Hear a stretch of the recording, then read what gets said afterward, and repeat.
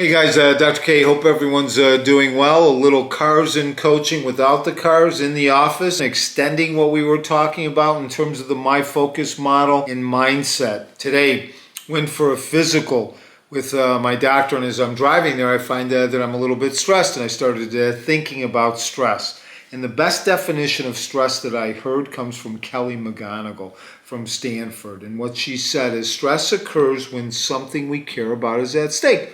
Makes sense from my perspective. Going to the doctor, you're always worried they're going to tell you something bad, right? So that definition holds for everything. So look at the election. Why is everybody so stressed? Everybody's on pins and needles. Why?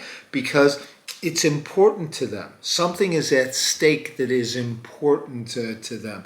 And that occurs with anything in life. Now, sometimes we overshoot, right? We're stressed about everything. We're stressed about this. We're stressed about that. But if you hold that definition of something that truly matters to you, that's a better definition for stress. Do we need stress? Absolutely. You need stress to be able to function. The catch is that you don't want stress to be too long and actually become a problem. It's interesting.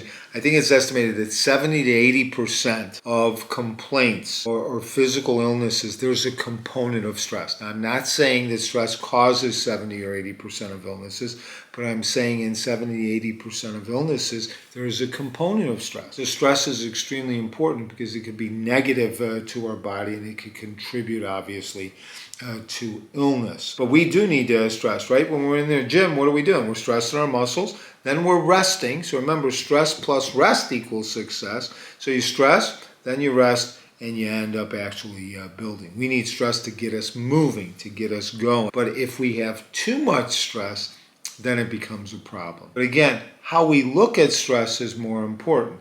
It's again, what's in between our ears? What's our mindset? Actually, I think it was 1998, they did a study with 30,000 people.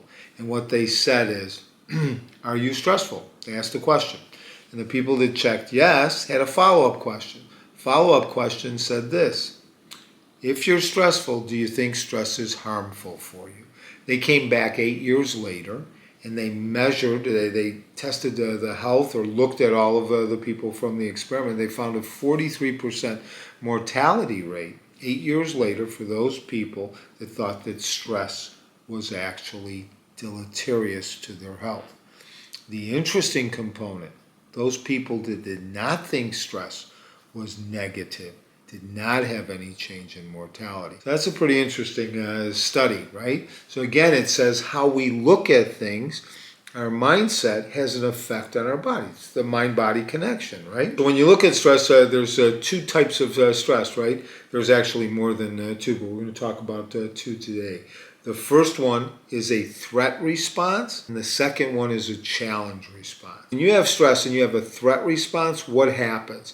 You feel that you don't have the resources to be able to overcome the problem or the stressful situation. What happens is you have a cascade of hormonal release, right? The fight or flight response. And what occurs is you release cortisol and DHEA, but in such a proportion where you have more cortisol than DHEA, and that tends to be a deleterious effect. If you flip that and you actually go ahead and have a challenge response, now the way you're looking at it from a mindset perspective is you have the resources to be able to overcome or at least tackle that problem. Maybe not overcome, but you say, listen, I've got enough resources and I think I can give this a good shot. And what you're doing is you go through that hormonal release, but it's different now. What happens is your cortisol DHEA levels are actually reversed, right? So you have more DHEA than you do cortisol, and that tends to be more protective.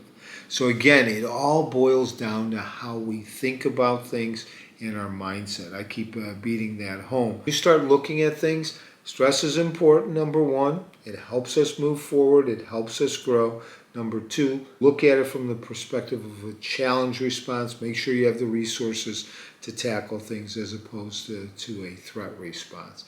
And again, stress is anything that causes us to get worried that something we care about is at stake. Talk to you next time.